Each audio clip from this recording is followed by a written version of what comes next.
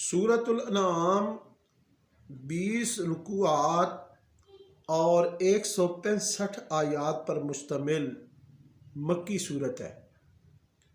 ترتیب مصحف کے اعتبار سے یہ چھٹی صورت ہے اور ترتیب مصحف کے اعتبار سے یہ پہلی مکی صورت ہے۔ مکی صورتوں میں اسلام کے بنیادی عقائد کو بیان کیا گیا ہے، جس میں توحید، رسالت، قیامت، حشر نشر اور جنت جہنم کا ذکر ہے۔ ان بنیادی عقائد پر دلائل پر زور دیا گیا ہے۔ اس سورت کا نام سورۃ الانعام کی وجہ تسمیہ یہ ہے کہ مشرکین کے اندر جانوروں کے متعلق انتہائی مشرکانہ اور جاہلانہ رسوم و رواج پائے جاتے تھے، تو اس صورت میں ان رسوم و رواج کی تردید کی گئی ہے، اس لیے اس صورت کا نام الانعام رکھا گیا ہے۔ الانعام چوپائے کو کہتے ہیں، چوپائے کو، جانوروں کو عربی میں انعام کہتے ہیں۔ المعجم الصغیر الطبرانی کی حدیث ہے، نبی کریم صلی اللہ علیہ وسلم نے فرمایا کہ مکہ مکرمہ میں ایک ہی رات میں بیک وقت اس شان سے اس سورۃ الانعام کا نزول ہوا کہ اس کے جلوس میں 70,000 فرشتے تسبیح و تحمید میں مشغول تھے۔ اس سورت کا مرکزی مضمون جو ہے وہ توحید ہے۔ اس کے ساتھ ساتھ رسالت اور آخرت کے موضوع پر بھی گفتگو کی گئی ہے اور دعوت کا کام کرنے والوں کو توحید کے دلائل اور براہین سے مسلح کیا گیا ہے۔ اس سورت کے شروع میں اللہ رب العزت نے فرمایا، الحمدللہ الذی خلق السماوات والارض وجعل الظلمات والنور۔ اللہ رب العزت نے اس سورت کی پہلی آیت ہی میں مشرکین کے جو باطل عقیدہ ہے یزدان و اہرمن کے ایک نور کا خدا ہے اور ایک ظلمات کا، اندھیرے کا خدا ہے، اللہ تعالیٰ نے ان کے عقیدے کی نفی کرتے ہوئے فرمایا کہ آسمان و زمین کا خالق، ظلمت اور نور کا خالق وہ ایک ہی ہے اور وہ قابل تعریف اللہ ہی کی ذات ہے۔ تفسیر در منصور اور الجامع الاحکام القرآن القرطبی میں یہ روایت موجود ہے۔ امام دیلمی نے حضرت عبداللہ ابن مسعود سے روایت کیا ہے، انہوں نے فرمایا کہ جس شخص نے فجر کی نماز جماعت سے پڑھی اور اپنے مصلے پر بیٹھ گیا اور سورۃ الانعام کی پہلی 3 آیتیں پڑھیں، اللہ تعالیٰ 70 فرشتوں کو مقرر کر دیتا ہے جو اللہ کی تسبیح کرتے ہیں اور قیامت تک اس شخص کے لیے استغفار کرتے ہیں۔ وہ 3 آیات جو پہلی ہیں اس میں اللہ رب العزت کی توحید، کبریائی اور اس کی قدرت کا بھرپور اظہار ہے۔ الحمدللہ الذی خلق السماوات والارض وجعل الظلمات والنور ثم الذین کفروا بربهم یعدلون هو الذی خلقکم من طین ثم قضى اجلا واجل مسمى عنده ثم انتم تمترون۔ وہی اللہ جس نے تم کو مٹی سے بنایا، پھر مدت حیات مقرر فرما دی اور قیامت کا معین وقت اللہ ہی کے پاس ہے، پھر بھی تم شک کرتے ہو۔ اور تیسری آیت، وَهُوَ اللَّهُ فِي السَّمَاوَاتِ وَفِي الْأَرْضِ وَيَعْلَمُ سِرَّكُمْ وَجَهْرَكُمْ وَيَعْلَمُ مَا تَكْسِبُونَ۔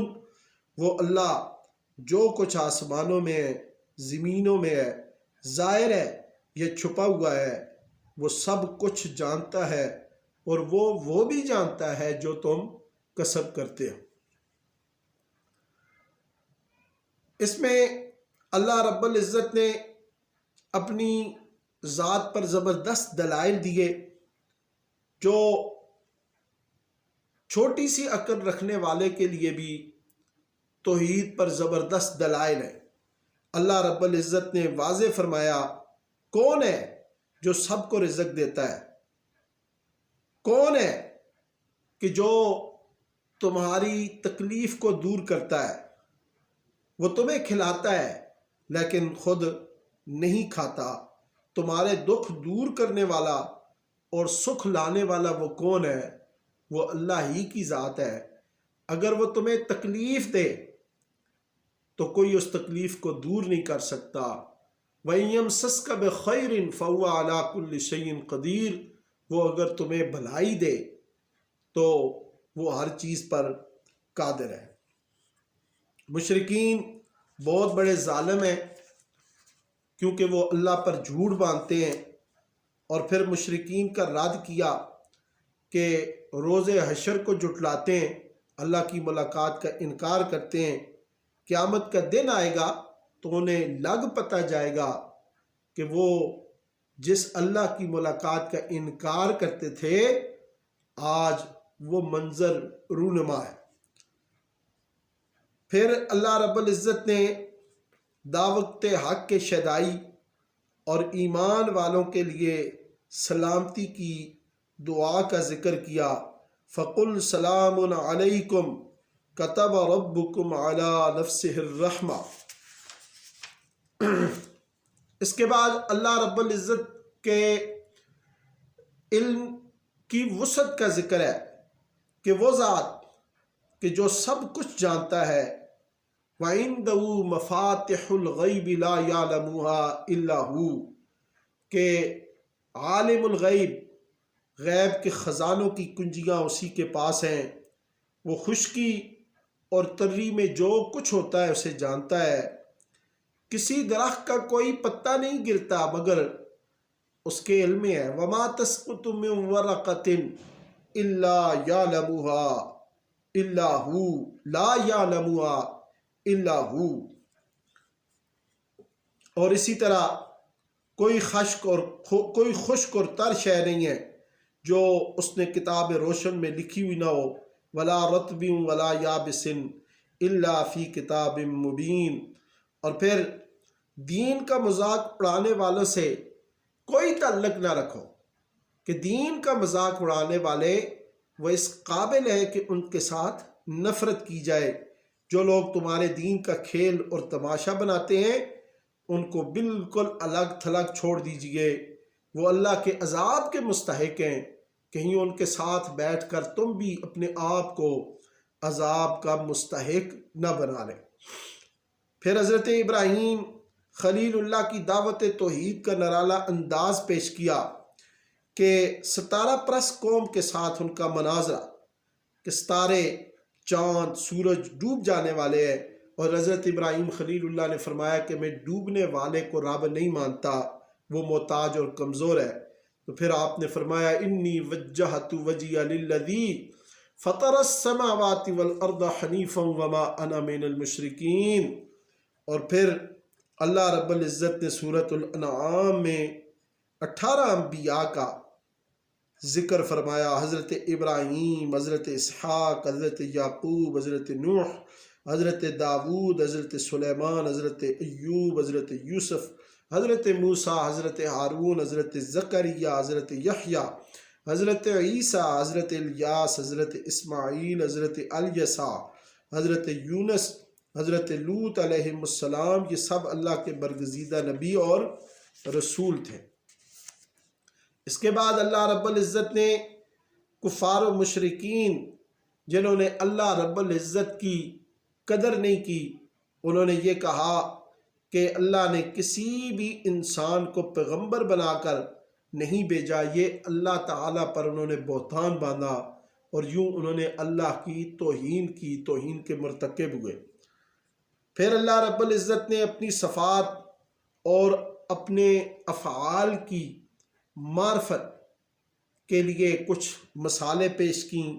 فرمایا کہ اللہ ہی ہے جو دانے اور گٹھلی کو پھاڑ کر درخت اور پودے پیدا کرتا ہے، زندے سے مردہ اور مردے سے زندہ نکالتا ہے، اور اسی طرح سورج چاند کو حساب کے لیے مقرر کیا ہے۔ اسی نے ایک جان حضرت آدم علیہ السلام سے تمام انسان پیدا کر کے ان کی مستقل رہائشگاہ اور ان کی عارضی رہائشگاہ دنیا اور ان کی مستقل رہائشگاہ آخرت کو بنایا ہے۔ پھر مشرکین مکہ کی تردید کی کہ یہ اتنے دماغ کے کورے ہیں کہ جنوں کو، جو ان جیسی اللہ کی مخلوق ہے، جنوں کو وہ اللہ کی جو ہے وہ اولاد قرار دیتے ہیں، اور مزید یہ کہ بیٹے اور بیٹیاں انہوں نے گاڑ لی ہیں۔ اللہ فرماتا ہے کہ میں پاک ہوں اس سے جو وہ بیان کرتے ہیں۔ پھر اللہ رب العزت نے اپنی واحد اور یکتائی کا ذکر کیا اور فرمایا کہ میں زن اور فرزند کے رشتے سے پاک ہوں، کوئی بھی نظر میرا ادراک نہیں کر سکتی۔ لا تدرکہ الابصار وہو یدرک الابصار، اور وہ سب کا ادراک کر سکتا ہے، وہ باریک بین اور خبردار ہے۔ پھر اللہ رب العزت نے 8ویں پارے کے پہلے رکوع میں مسلمانوں کو یہ ہدایت فرمائی کہ جس حلال جانور کو ذبح کرتے ہوئے اللہ کا نام لے لیا جائے اس کا گوشت کھاؤ، اور حرام جانوروں کا گوشت ہرگز نہ کھاؤ، اور کھلے اور چھپے ہوئے گناہوں سے بچتے رہو۔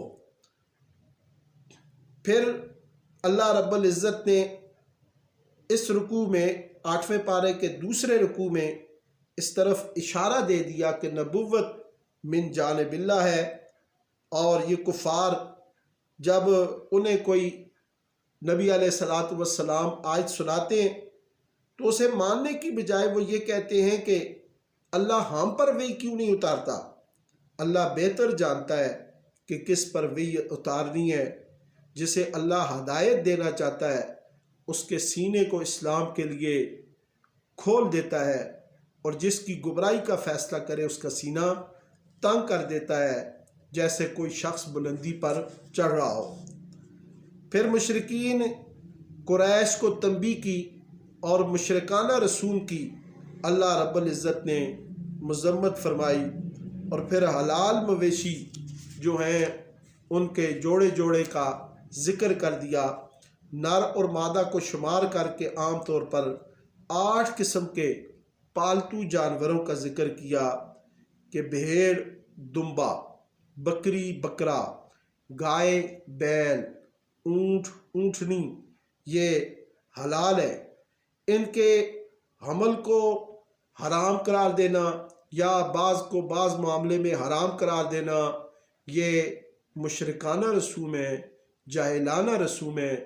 کسی بھی جانور کو حلال یا حرام ٹھہرانے کا اختیار اللہ رب العزت کو ہے یا اس کے پیارے رسول صلی اللہ علیہ وسلم کو۔ یہ مشرکانہ رسوم اور جاہلیت کے دور کی حلال اور حرام کی چیزوں کی کوئی حیثیت نہیں ہے۔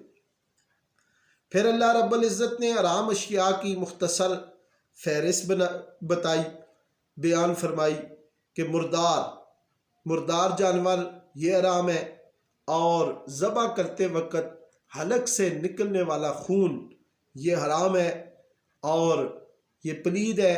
خنزیر کا گوشت اور ایسا جانور جس کو ذبح کرتے وقت جو جانور حلال ہو اور اس کو ذبح کرتے وقت اللہ کا نام لینے کی بجائے غیر اللہ کا نام لیا جائے وہ جانور بھی حرام ہے۔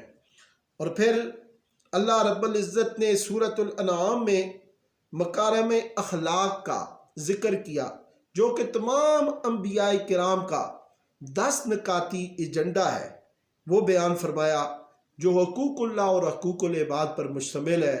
اللہ رب العزت نے فرمایا اے نبی صلی اللہ علیہ وسلم آپ کہہ دیجئے اللہ کے ساتھ کسی کو شریک مت ٹھہراؤ، والدین کے ساتھ حسن سلوک سے پیش آؤ، مال کی تنگی کے خوف سے اولاد کو قتل مت کرو، بے حیائی کے کاموں کے قریب مت جاؤ، بے گناہ کے قتل سے بچو، یتیم کے مال کو ناجائز استعمال مت کرو، ناپ تول میں کمی نہ کرو، قول و فعل میں انصاف کے تقاضے پورے کرو، اللہ سے کیے ہوئے عہد و پیمان کو پورا کرو اور صراط مستقیم کی پیروی کرو۔ یہ 10 نکاتی ایجنڈا جو کہ تمام کے تمام انبیاء کرام نے اللہ کی مخلوق میں انصاف، عدل، بہتری پیدا کرنے کے لیے اپنے دور میں تعلیم اور تبلیغ کی۔ آخری سورۃ الانعام کے آخری رکوع میں قرآن اور دین اسلام کی فضیلت کا ذکر ہے۔ اس امت کی نیکیوں کا ثواب کئی گنا بڑھانے کا ذکر ہے، جس میں اللہ نے فرمایا من جاء بالحسنۃ فلہ عشر امثالہا، جو ایک نیکی کے ساتھ آتا ہے ہم اس کو 10 گنا بڑھا دیتے ہیں۔ پھر اللہ رب العزت نے فرمایا قل، میرے حبیب آپ کہہ دیجئے ان صلاتی و نسکی و محیای و مماتی للہ رب العالمین لا شریک لہ و بذالک امرت وانا اول المسلمین، میری نماز، میری قربانی، میرا جینا، میرا مرنا سب کچھ اللہ رب العالمین کے لیے ہے جس کا کوئی شریک نہیں، مجھے اس کا حکم دیا گیا ہے اور سب سے پہلے سر اطاعت جھکانے والا میں ہوں۔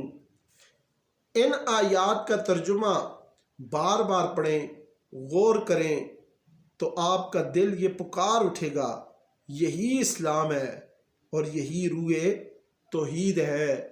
قل ان صلاتی و نسکی و محیای و مماتی للہ رب العالمین لا شریک لہ و بذالک امرت وانا اول المسلمین۔